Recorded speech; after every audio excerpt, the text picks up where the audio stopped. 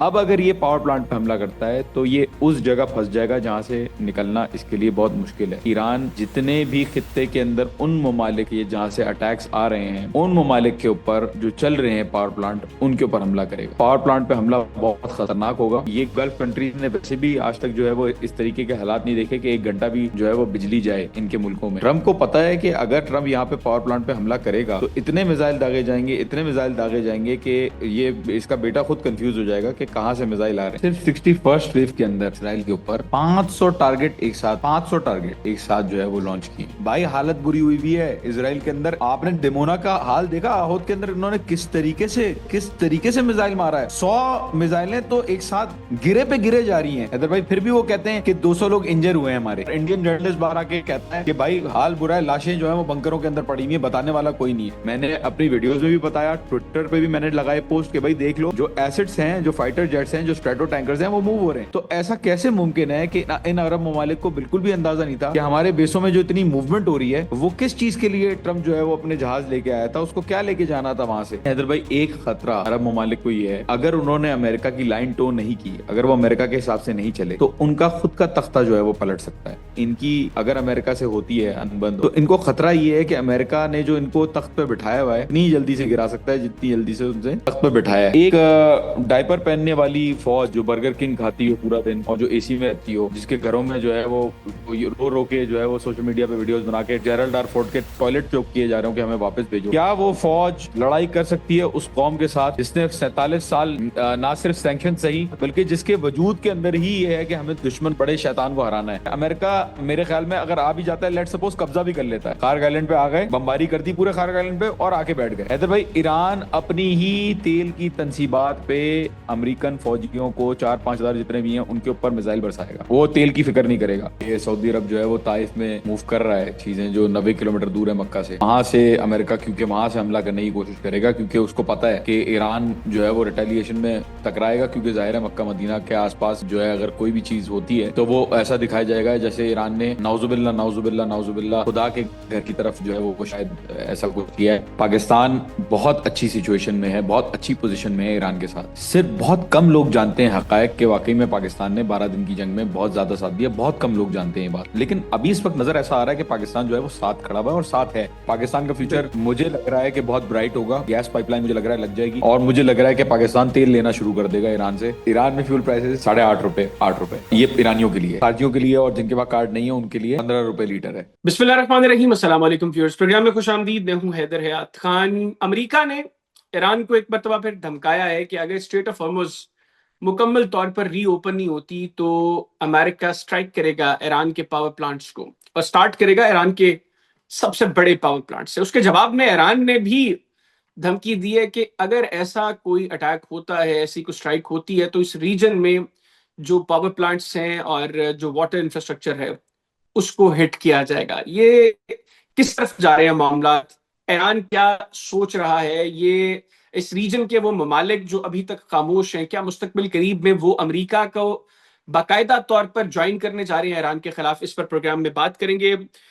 फिर ये कि बड़ी बहस हो रही है कि जिस वक्त से जंग का आगाज हुआ है ईरान ने जो मिसाइल्स और ड्रोन्स फायर किए हैं उनका एक बड़ा चंक मिडल ईस्ट के इन ममालिक पर है, जो ईरान ये कहता है कि इसराइल और अमेरिका को फैसिलिटेट कर रहे हैं। वो नंबर मिसाइल्स का, ड्रोन्स का इसराइल को जो ईरान की तरफ से दागे गए हैं वो उनमें एक बड़ा कम नंबर इसराइल को की तरफ दागे जाने वाले मिसाइल्स और ड्रोन का है। उसकी वजह क्या है, इस पर भी प्रोग्राम में गुफ्तगू करेंगे। फिर एक बड़ी इंपॉर्टेंट डेवलपमेंट ये हुई कि ईरान ने इसराइल की जो डिमोना न्यूक्लियर प्लांट है उसको हिट किया। तो ईरान जो कुछ कर रहा है इस जंग के अंदर, यकीनी तौर पर मगरिब ने ये सब कुछ नहीं सोचा था। इसकी किस तरह से तैयारी अभी भी ईरान में है, इस पर भी गुफ्तगू करेंगे। और इसके लिए मुझे तेहरान से वीडियो लिंक पे ज्वाइन किया है मोहम्मद जॉन हुसैन ने। सीनियर सहाफी है, हमारे दोस्त हैं, भाई हैं। जॉन भी बहुत शुक्रिया आपका, आपने प्रोग्राम के लिए वक्त निकाला। सबसे पहले तो आपको और आपके अहले खाना को बहुत बहुत ईद मुबारक। और कैसे हैं आप, खैरियत से, ठीक ठाक है?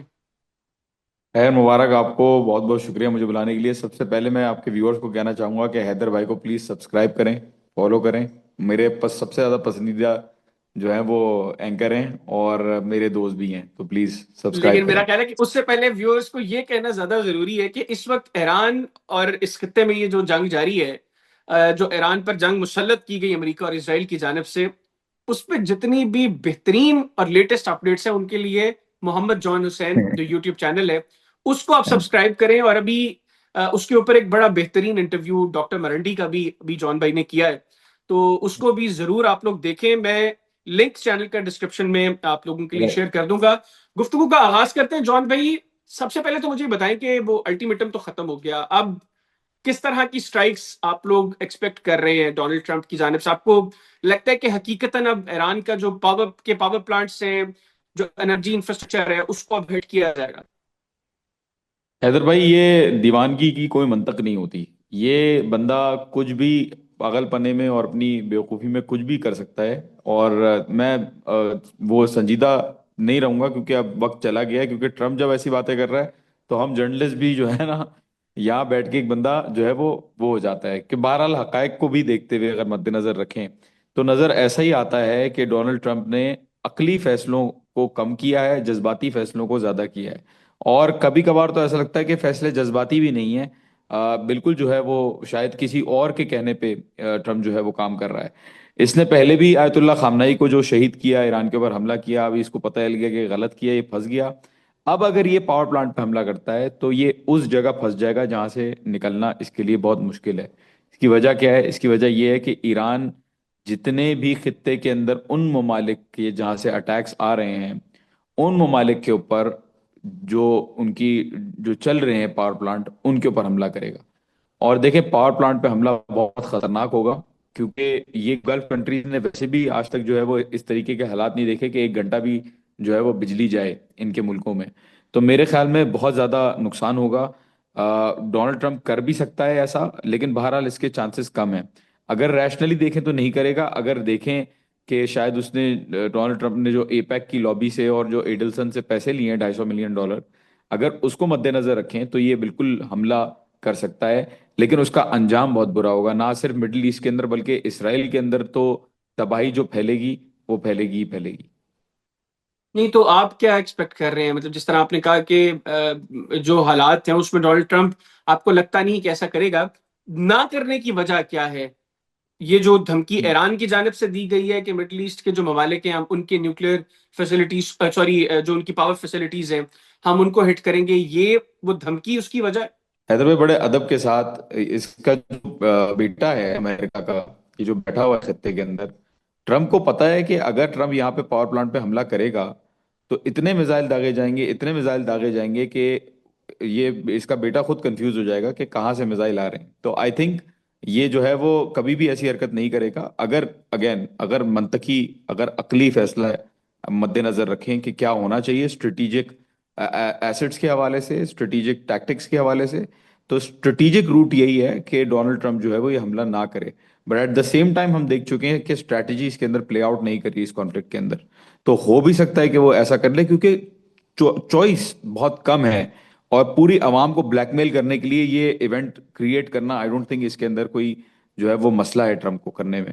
अच्छा अच्छा, मुझे मुझे मुझे ये भी बताइएगा जॉन भी कि मिडिल ईस्ट के जो ममालिक हैं वो क्या एक्सपेक्ट कर रहे थे कि चीजें इतनी वर्स्ट हो जाएंगी, इस तरह के अटैक्स ईरान उनकी तरफ भी करेगा, या आपको लगता है कि उनकी अप्रोच नहीं थी? क्योंकि उधर तो नहीं लग रहा कि इस तरह की तैयारी थी, या जो वो क्लेम करते हैं कि हम लोग उनको लूप में नहीं लिया गया, वाकईतन सिचुएशन ऐसी थी कि उनको लूप में लिए बगैर all of a sudden Iran के ऊपर ये अटैक किया गया?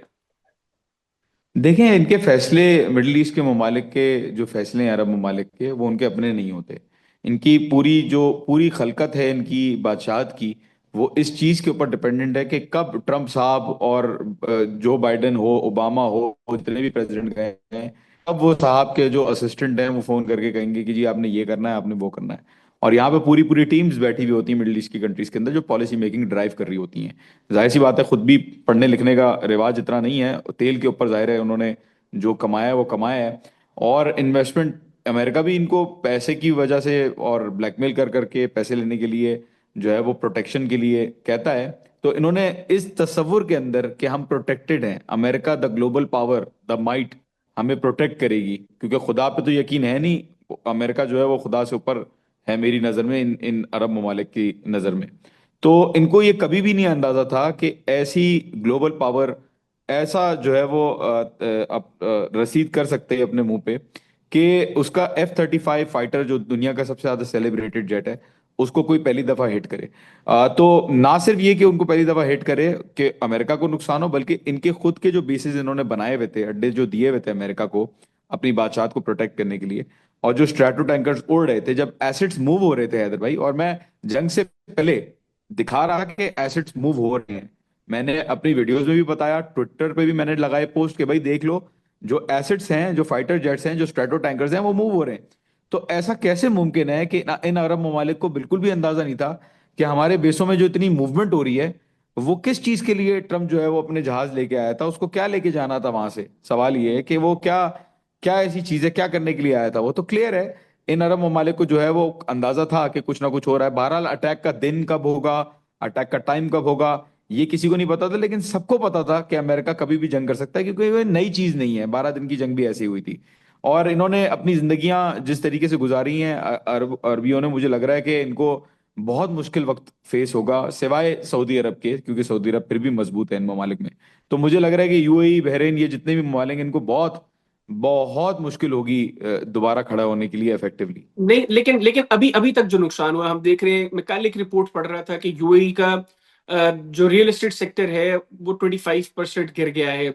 सिमिलरली आपने कतर में जो रिसेंटली स्ट्राइक्स किया था, उनके गैस के इंफ्रास्ट्रक्चर को आप लोगों ने हिट किया, उसमें वो कह रहे हैं कि अरबों डॉलर्स का वहां पर नुकसान हुआ है। उसको दोबारा ऑपरेशनल करने में 3 से 5 साल लग सकते हैं। उस पर एडिशनल जो उनको नुकसान है वो अरबों डॉलर्स का हर साल है। तो ये हालात, और फिर मुस्तकबिल में अगर आप उनके पावर सेक्टर को भी हिट करते हैं, उनके पावर इंफ्रास्ट्रक्चर को हिट करते हैं, तो आपको लगता नहीं है कि अब वो दोबारा रीच आउट करेंगे डोनाल्ड ट्रंप को और मजबूर करने की कोशिश करेंगे कि यहां से अब चीजों को खत्म करने की तरफ बढ़ा जाए? देखें हैदर क्योंकि भाई, अमेरिका बहुत तो सारी, माजिद के साथ, अमेरिका तो मुकम्मल तौर पर नाकाम रहा है ना उनको किसी भी तरह की प्रोटेक्शन देने में। देखें हैदर भाई, एक खतरा अरब ममालिक को ये है कि अगर उन्होंने अमेरिका की लाइन टो नहीं की, अगर वो अमेरिका के हिसाब से नहीं चले, तो उनका खुद का तख्ता जो है वो पलट सकता है। इसकी मैं आपको एग्जांपल दे देता हूँ, बहरीन फॉर एग्जांपल। बहरीन के अंदर मेजोरिटी पॉपुलेशन डायनामिक्स अगर आप देखें तो अलग हैं दूसरे ममालिक के हिसाब से। और दूसरे ममालिक में भी कोई अवाम, सऊदी अरब में बहरहाल कहा जाता है खुश हैं, मोहम्मद बिन सलमान की पॉलिसीज जो है वो चेंज की हैं, जेंजी को अपील की है। लेकिन बहरहाल ये जितने भी दूसरे ममालिक हैं, उनके अंदर जो अवाम है, यूएई की तो अपनी अवाम है नहीं, तो उसको हम काउंट नहीं कर सकते। वो तो 90% वैसे ही बाहर से लोग आए हुए हैं, उनका टूरिज्म पे काम चल रहा है। और ऑयल की जो जो भी चीजें हैं वो भी अभी रुकती हुई नजर आ रही है। स्ट्रेट ऑफ हॉर्मुज का क्या फ्यूचर होगा, ये भी जो है वो क्वेश्चनेबल है। तो ये जो ममालिक हैं, मुझे लगता है कि इनकी अगर अमेरिका से होती है अनबंद, और अमेरिका के साथ ये कहते हैं कि नहीं भाई, हमें जो है ना वो आप प्लीज छोड़ के चले जाओ, तो इनको खतरा ये है कि अमेरिका ने जो इनको तख्त पे बिठाया हुआ है, अमेरिका इनको गिरा भी उतनी ही जल्दी से, उनकी इतनी ही जल्दी से गिरा सकता है जितनी जल्दी से उनसे तख्त पे बिठाया है। और अमेरिका के लिए कोई बड़ी बात नहीं है अरब ममालिक के अंदर जो है वो कोई भी पॉलिटिकल निज़ाम को चेंज करना, क्योंकि इन अरब ममालिक ने अपनी सिक्योरिटी कभी बनाई नहीं, ना कभी लड़े अमेरिका के साथ, ना किसी ग्रेट पावर के साथ इन्होंने। वो इसराइल के साथ जो जंगी की थी, 6 दिन की जो जंग की थी, वो हम सब ने देख लिया कि उसके बाद जब फलस्तीन मिला तो इन्होंने क्या किया। आज़ाद नहीं किया फलस्तीन को, और अपनी ज़मीनों के ही चक्कर में लगे रहे। तो इन्होंने पहले फिर भी थोड़ी बहुत लड़ाई की है, शायद मतलब अपने ही लिए ही सही, लेकिन लड़ाई की है। लेकिन अब तो बिल्कुल भी इन मुल्कों के अंदर जो है वो ये सलाहियत नहीं बची है कि वो अपने आप को इफेक्टिवली जो है वो डिफेंड कर सकें। और दूसरा आपने जो कहा कि स्ट्रेट ऑफ हॉर्मुज का जो फ्यूचर है वो क्वेश्चनेबल है, क्या फ्यूचर है? क्या अब ईरान में अप्रोच क्या है? जो हमें यहाँ पर सिचुएशन दिखाई दे रही है कि ईरान थोड़ा सा लीनियंट है उन ममालिक को लेकर, एटलीस्ट जो ईरान को अप्रोच कर रहे हैं। तो जो एक मतलब ग्लोबली जो एक हालात बने फौरी तौर पर जब ईरान ने स्ट्रेट ऑफ हॉर्मुज को क्लोज किया, आपको लगता है कि अब उसमें थोड़ी सी नरमी आएगी? अब ये रास्ते की बंदिश जो है ये महज उन ममालिक तक महदूद हो जाएगी जो ईरान समझते हैं कि ईरान के खिलाफ हैं या इस जंग के अंदर अमेरिका और इसराइल को सपोर्ट कर रहे हैं, बाकी ममालिक के लिए थोड़ा रास्ता जो है वो बनाया जाएगा इसमें? बिल्कुल ऐसा ही है, और ऐसा ही चल रहा है। जो खातिमुल अंबिया का स्पोक्समैन है, उसका बयान भी यही आया था कि स्ट्रेट ऑफ हॉर्मुज सिर्फ अमेरिका और उसके जो एलाइज हैं, जो जो यहाँ पे जो कर रहे हैं ईरान के साथ, उनके लिए स्ट्रेट ऑफ हॉर्मुज बंद है। और एलाइज के अंदर वो भी शुमार है मुल्क जो फॉर एग्जांपल गल्फ में नहीं है, जो यूरोपियन कंट्रीज हैं और दूसरे ममालिक जो पॉलिटिकली सपोर्ट कर रहे हैं या फॉर एग्जांपल खुल के ईरान के खिलाफ बात कर रहे हैं, क्योंकि ये जो है वो कोई छोटी बात नहीं है कि ईरान के साथ जो हुई है, आपने एक मुल्क के ऊपर ना सिर्फ जंग मुसल्लत की बर्बरियत के साथ, बल्कि सुप्रीम लीडर यहाँ के जो है वो आपने शहीद कर दिए। तो ये कोई छोटी बात नहीं है। स्ट्रेट ऑफ हॉर्मोज का फ्यूचर हैदर भाई मुझे जो लग रहा है, जैसे पैनामा कनाल है, सुइस कनाल है, जो कनाल बने हुए होते हैं, जो रास्ता मैरीटाइम बाउंड्री के पास से अगर आपका जा रहा है, कोई चैनल पाथवे जा रहा है, तो मैरीटाइम बाउंड्री पे आपका राइट होता है कि आप जो है उस पर चार्ज कर सको लोगों को। तो आई थिंक वो जो स्ट्रेट ऑफ हॉर्मोज का चोक पॉइंट है, जो सिर्फ ईरान के उस पर आता है, मैरीटाइम बाउंड्रीज में आता है ट्रेडिशनली, क्योंकि ईरान का एक हिस्टोरिकल क्लेम भी रहा है इसके ऊपर, एक जियो पोलिटिकल क्लेम भी रहा है, और आइलैंड्स भी ईरान के ही हैं उसी रीजन के अंदर, जैसे कि खार्ग आइलैंड है फॉर एग्जाम्पल। तो आई थिंक ईरान इसको चार्ज करेगा आगे जाके, और कोई नॉमिनल फीस लेगा। अपने जो दोस्त ममालिक मुल्क हैं उनके साथ तो जाहिर है वो नहीं करेगा, लेकिन दूसरे जो यूरोपियन कंट्रीज हैं, जापान है फॉर एग्जाम्पल, इन मुल्कों से ठीक ठाक पैसा जो है वो ईरान लेगा मेरे ख्याल में और फ्यूचर जो आपने परमानेंट। खाग आइलैंड की बात की उसको लेकर तो अमेरिका कह रहे हैं कि हम जो है वो उसको कब्जे में ले लेंगे, वहां पर जो है वो बूट्स ऑन ग्राउंड की बातें भी हो रही हैं। आपको लगता है कि प्रैक्टिकली ये पॉसिबल है, या जो हालात इस वक्त हो गए हैं इस रीजन में, ईरान की जो रिटेलिएटरी स्ट्राइक्स थी उसको देखते हुए अमेरिका इस तरफ बढ़ेगा, या ये महज बढ़के डोमेस्टिक कंजम्पशन के लिए और ग्लोबली एक ऐसा तासुर देने के लिए कि वो जो अमेरिका का मिलिट्री माइट वाला जो एक बयानिया था वो अभी भी बड़ा तगड़ा है। देखें हैदर भाई, माजरत के साथ अगेन बहुत ज्यादा खुल के मैं बात करूंगा।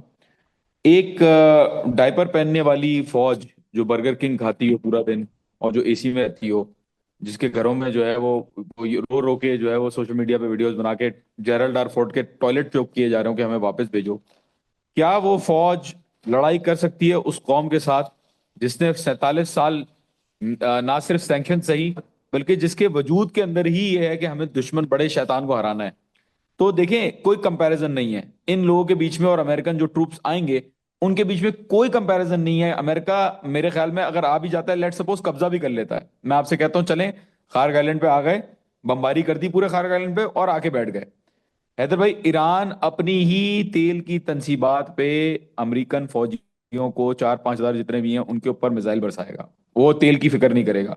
इन लोगों के आंखों में खून, देखें इनका जो मैसेज है ना इमाम हुसैन से मैसेज लेते हैं ये, उस करबला की जंग को ये याद करते हैं, और हर साल यहाँ पूरे पूरे साल लोग जो है वो रोते हैं कि इमाम हुसैन के साथ जो हुआ है वो बहुत गलत हुआ है और ज्यादती हुई है, और हक के लिए कभी भी जो है हम अपने आप अपना ना सर झुकाएंगे और ना अपने आप को पीछे हटाएंगे। तो ये जो आइडियोलॉजी है बड़ी स्ट्रांगली फील की जाती है। भले मैं इसमें कोई सेक्टेरियन बात नहीं कर रहा, शिया सुन्नी की बात नहीं कर रहा, इमाम हुसैन कोई सिर्फ शियों के नहीं है, लेकिन ये जो सारे आलम आइडिया है, जो इस्लाम के मैसेज, लिए, जी जी सारा बल्कि इंसानियत के लिए है। तो ये जो इंसानियत के मैसेज है, 100% ये दुरुस्त जो है। जी ये जो मैसेज है इमाम हुसैन का, इन्होंने बड़ा सीरियसली लिया है इधर भाई। और अभी जो हालात चल रहे हैं, जो आयतुल्लाह खामनाई को इन्होंने जो शहीद किया है अमेरिका ने, ये आयतुल्लाह खामनाई की जो आइडियोलॉजी है, ही वाज विलायत फकी मतलब एक इमाम के लेवल के लिए इनकी जो है वो कहा जाती है, इमाम के नुमाइंदा कहा जाता है कि नुमाइंदा है वक्त का, जो इंटरप्रेट करता है, जैसे इमाम अबू हनीफा है, इमाम मालिक हैं, इमाम अहमद बिन हम्बल हैं, उनके लेवल का समझा जाता है। तो आप सोचें कि इतने बड़े लीडर को अगर आप शहीद करेंगे, तो किस तरीके से खून जो है वो लोग अपनी आंखों में लेके घूम रहे होंगे कि किसी तरीके से गुस्सा निकाला जाए। और कोई मुकाबला नहीं है हैदर भाई इन दोनों फोर्सेस में। ईरानी फोर्सेस ने ईरान इराक जंग में 1980 से लेकर 1988 तक सद्दाम के खिलाफ, रशिया के खिलाफ, China, Russia, Germany, France, UK, USA, इन सारे मुल्कों के खिलाफ ना जाने कितनी मतलब छोटी स्मॉल वेपन से, और बिल्कुल अनट्रेन्ड मिलिट्री भी कोई खास नहीं थी, फिर भी लड़ाई की है और जीत गए हैं। तो आई आई डोंट थिंक ऐसा होगा। अच्छा, अभी हम सऊदी अरब से ये खबरें सुन रहे हैं कि उन्होंने जो अपना मिलिट्री पोस्चर है उसको हाई अलर्ट पे शिफ्ट किया है, और वो भी अब ये कह रहे हैं कि अब मजीद ईरान की तरफ से जो स्ट्राइक्स हैं वो बर्दाश्त नहीं की जाएंगी। आपको दिखाई दे रहा है मुस्तकबिल करीब में इस रीजन से डायरेक्टली ईरान के ऊपर एक नई जंग का आगाज होता? जी, सऊदी अरब कौन से मुल्क के फौजी इस्तेमाल करेगा, किसको लेके आएगा, सवाल ये है, क्योंकि उनकी अपनी अवाम तो मेरा नहीं ख्याल कि इतनी है कि वो जंग में डिप्लॉय कर सकें। तो पहला सवाल तो मेरे ख्याल में ये है इधर भाई। और दूसरा सवाल ये है कि सऊदी अरब, मुझे अभी खबर आई है कि सऊदी अरब जो है वो ताइफ में मूव कर रहा है चीज़ें, जो 90 किलोमीटर दूर है मक्का से। और वहां से अमेरिका क्योंकि वहां से हमला करने की कोशिश करेगा, क्योंकि उसको पता है कि ईरान जो है वो रिटेलिएशन में टकराएगा, क्योंकि जाहिर है मक्का मदीना के आसपास जो है अगर कोई भी चीज़ होती है तो वो ऐसा दिखाया जाएगा जैसे ईरान ने नाउजुबिल्ला नाउजुबिल्ला नाउजुबिल्ला खुदा के घर की तरफ जो है वो शायद ऐसा कुछ किया है। अल्लाह ना करे, बहरहाल ऐसा मेरा नहीं ख्याल होगा, लेकिन इतनी ऐसी हरकत भी मेरे ख्याल में हो सकती है कि ये लोग करें। क्योंकि क्योंकि डायरेक्टली कॉन्फ्रंटेशन करना सऊदी अरब के बस में भी नहीं है ईरान के साथ। मैं आपको बिल्कुल सच बता रहा हूँ। उनका तो खैर आप खुद भी बेहतर जानते हैं, जब इसराइल और अमेरिका के साथ डील कर रहा है तो एक सऊदीया भी आ गया भाई, यूके फ्रांस यूके के साइप्रस के बेस के ऊपर, फ्रांस के जो इराक के अंदर बेस है, तो सऊदी अरब बिल्कुल भी ये जो है वो कोई भी हेजिटेशन के बगैर के बी तारुफ कहते हैं यहाँ फारसी में, कहते हैं बी तारुफ, बगैर किसी तकल्लुफ के जो है वो हमले करेंगे मेरे ख्याल में। और पाकिस्तान को लेकर अप्रोच क्या है, क्योंकि एक बड़ा तबका ये भी बातें कर रहा है, बल्कि हम इंडियन मीडिया को खास तौर पर इस पे अगर देखें तो इंडियन मीडिया तो बार बार ये बात करे कि पाकिस्तान और सऊदी अरेबिया का एक स्ट्रेटेजिक अग्रीमेंट है, और पाकिस्तान पर हमला सऊदी अरब पर हमला, और सऊदी अरब पर हमला पाकिस्तान पर हमला होगा। और कुछ फेक अकाउंट्स से तो उन्होंने ये भी बातें कही जी कि पाकिस्तान जो है सऊदी अरब जो है उसने पाकिस्तान के साथ बात कर ली है, किसी भी वक्त पाकिस्तान की जानिब से सऊदी अरब के ऊपर होने वाले एग्रेशन का जवाब दिया जाएगा। तो आप क्या रीड कर रहे हैं यहां पर, पाकिस्तान को लेकर अप्रोच क्या है, और आपको क्या लगता है कि मुस्तकबिल में पाकिस्तान का किरदार जो अभी तक रहा है वही रहेगा ईरान को लेकर? हैदर भाई, मैं भी पाकिस्तानी हूँ।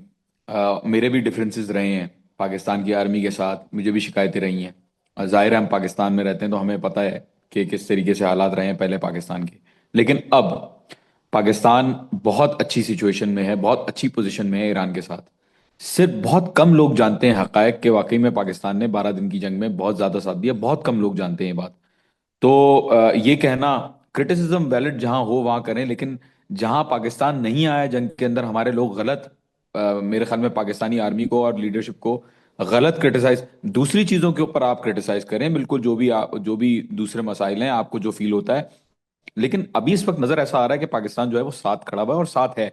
अल्लाह ना करे कल को अगर आता है पाकिस्तान तो मैं खुद से भी क्रिटिसाइज करूंगा, मैं खुल के क्रिटिसाइज करूंगा। लेकिन देखें, अगर पाकिस्तान होता मजबूर, अगर उसको कर दिया होता, या मजबूर होने की पोजीशन उसने स्टैंड ना लिया होता, तो अभी तक पाकिस्तान जंग में आ चुका होता है हैदर भाई, मेरे मेरे ख्याल में। जिस तरीके का हिसाब किताब चल रहा है मेरे ख्याल में, वैलिड क्रिटिसिज्म अपनी जगह, लेकिन गलत लीडरशिप जब चेंज होती है आर्मी में, हमें पॉलिसी चेंज नजर आता है। तो मुझे उम्मीद यही है कि जो नई लीडरशिप आई है वो मुझे उम्मीद है कि अच्छी है, और अभी तक नजर यही आ रहा है कि अभी तक सब कुछ अच्छा चल रहा है और सब कुछ सही चल रहा है। और पाकिस्तान ने बिल्कुल भी जो है वो नहीं किया हुआ कि किसी तरीके से डिवीजन क्रिएट हो, या किसी तरीके से वो अपने आप को जंग में उलझाए। वो अपने आप को जंग में नहीं उलझाएगा। पाकिस्तान का फ्यूचर मुझे लग रहा है कि बहुत ब्राइट होगा। उसकी वजह क्या है? उसकी वजह ये है कि गैस पाइपलाइन मुझे लग रहा है लग जाएगी, अल्लाह करे गैस पाइपलाइन लग जाए। और मुझे लग रहा है कि पाकिस्तान तेल लेना शुरू कर देगा ईरान से, क्योंकि जाहिर सी बात है तेल महंगा भी है, पाकिस्तान में ऑयल महंगा हो रहा है। और ईरान से जब इतना बराबर में बॉर्डर लगता है, और 8 रुपए 10 रुपए लीटर पेट्रोल यहाँ पे मिल रहा है, तो पाकिस्तान में चले ऑफिशियली रेट पे आप उसको एक्स्ट्रा महंगा भी कर दें तो कितना ही, मतलब 100 रुपए का तो कम से कम फर्क आएगा, लेवी वगैरह अगर सब कुछ लगा भी लें आप। तो मेरे ख्याल में पाकिस्तान जो है वो ये ऑप्शन एक्सरसाइज कर सकता है, क्योंकि अमेरिका की पावर जो है पाकिस्तान के ऊपर इन्फ्लुएंस देखे ना, पाकिस्तान के ऊपर प्रेशर प्रेशर कितना है। आईएमएफ से हमने लोन्स लिए हुए हैं, हमने सऊदी अरब और यूएई जो जो जिन्होंने पैसे रखवाए हुए हैं हमारे मुल्क के अंदर, अमेरिका का अलग प्रेशर हमारे ऊपर एग्जिस्ट करता है। तो बड़ी बात है, मैं कहता हूँ बड़ी बात है, जहाँ तारीफ बनती है वहां बनती है। बड़ी बात है कि पाकिस्तान आर्मी अभी तक, और पाकिस्तान की लीडरशिप अभी तक जो है वो इस चीज को जो है वो एस्टेब्लिशमेंट इसको अभी तक मैनेज कर रही है। मैं इसको डिफरेंस नहीं क्रिएट करूंगा। लोग जो जो आप मेरे मैं दूसरी बातें जहां बिल्कुल क्रिटिसिज्म वैलिड है वहां होना चाहिए, लेकिन इस बात पे जो है ना बिल्कुल भी नहीं बनता क्रिटिसाइज बिल्कुल करना ठीक, बिल्कुल पाकिस्तान। ठीक। अच्छा, मुझे आपने अभी आपने बताया ईरान में इस वक्त फ्यूल प्राइसेस क्या है एग्जैक्टली, और जंग में कोई इजाफा हुआ नहीं ना? हैदर भाई, ईरान में फ्यूल प्राइसेस तोमान के हिसाब से, रियाल के हिसाब से 8.5 रुपए 8 रुपए, ठीक है। और ये ईरानियों के लिए। अच्छा, खारजियों के लिए और जिनके पास कार्ड नहीं है उनके लिए 15 रुपए लीटर है। 15 रुपए लीटर, पाकिस्तानी और वो भी, 15 रुपए? जी जी, पाकिस्तानी 15 रुपए लीटर है। ओके। और खुदा गवाह है हैदर भाई, 1 रियाल, मिलियन मिलियनों में हिसाब करते हैं ना यहाँ लोग, 1 रियाल नहीं बढ़ा पेट्रोल का या डीजल का, 1 रियाल नहीं बढ़ा।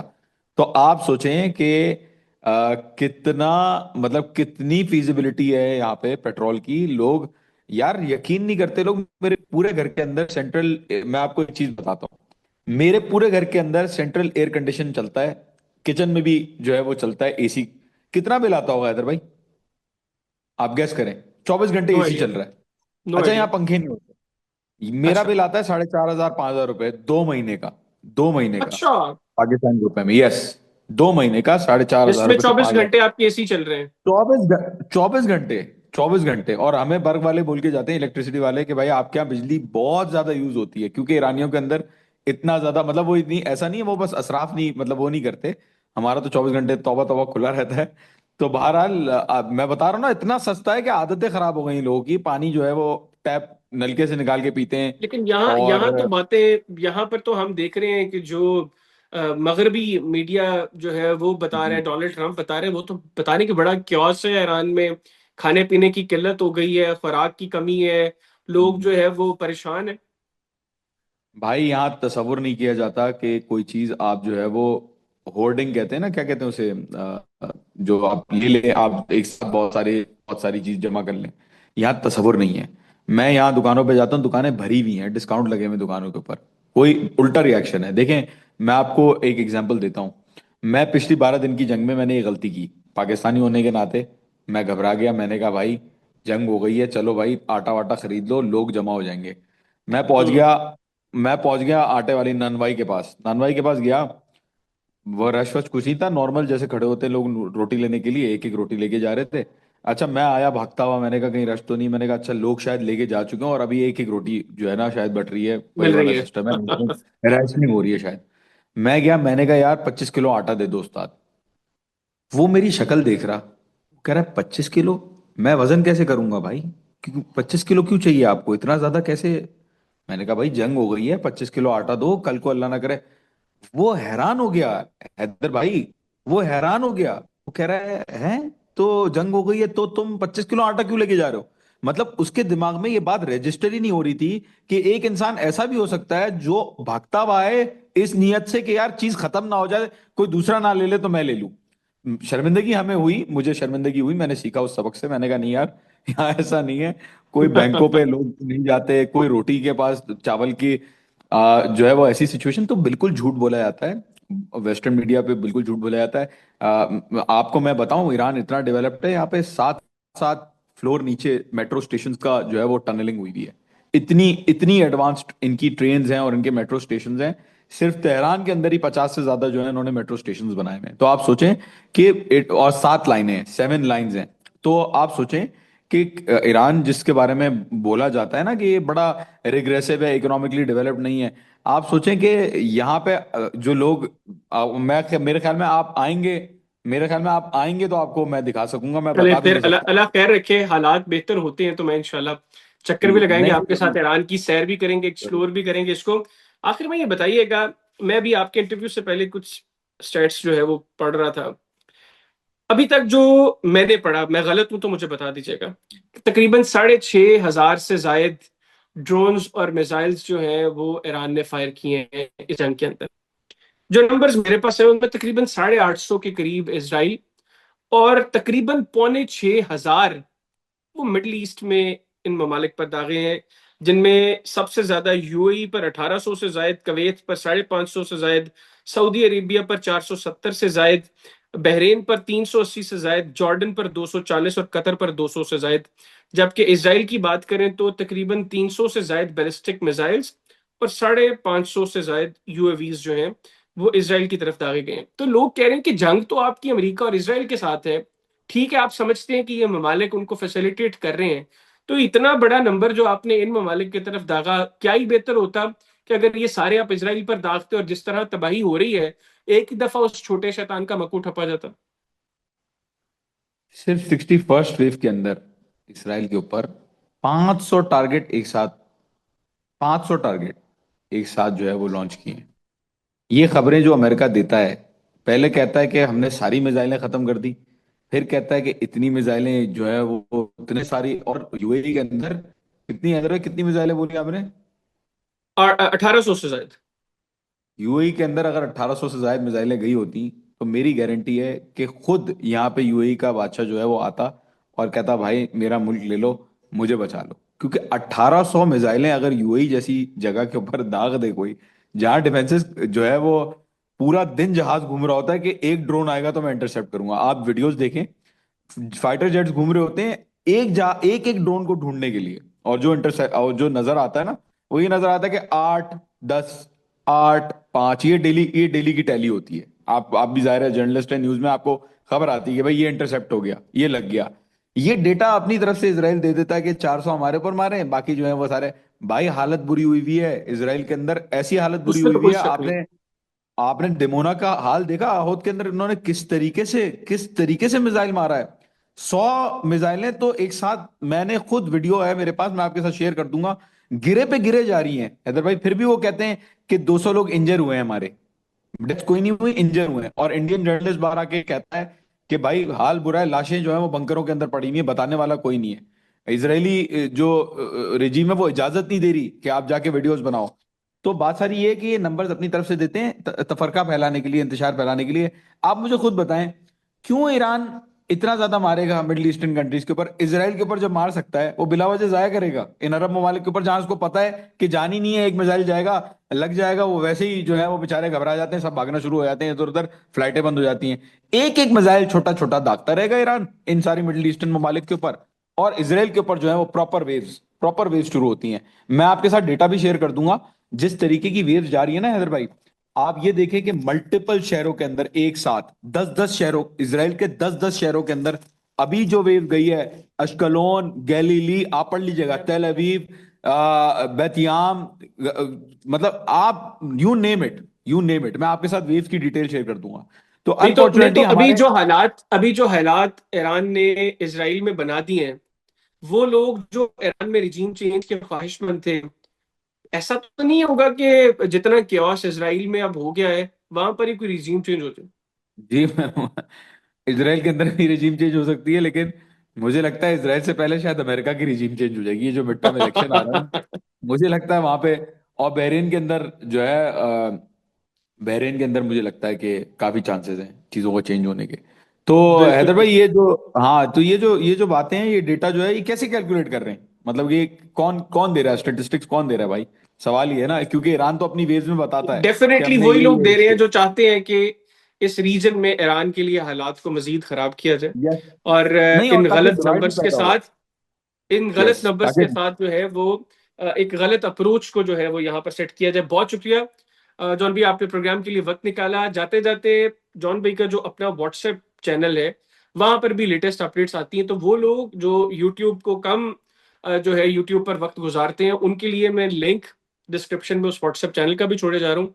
आप लोग उसको भी ज्वाइन करें ताकि इस जंग के हवाले से मुस्तनद और जल्द खबरें आप तक टाइमली जो है वो पहुंचती जाए। जॉन भी एक मरतबा फिर आपका बहुत शुक्रिया, अपना बहुत ख्याल रखें। आपसे फिर जो है वो गुफ्तगू करेंगे, आपका टाइम लेंगे और लोगों को ऑलवेज एक्चुअल वेलकम। सिचुएशन जो है उससे आगाह करने की कोशिश करेंगे। नाज़रीन, आज के प्रोग्राम से मुझे इजाजत दीजिए। अल्लाह हाफिज। पाकिस्तान हमेशा जिंदाबाद।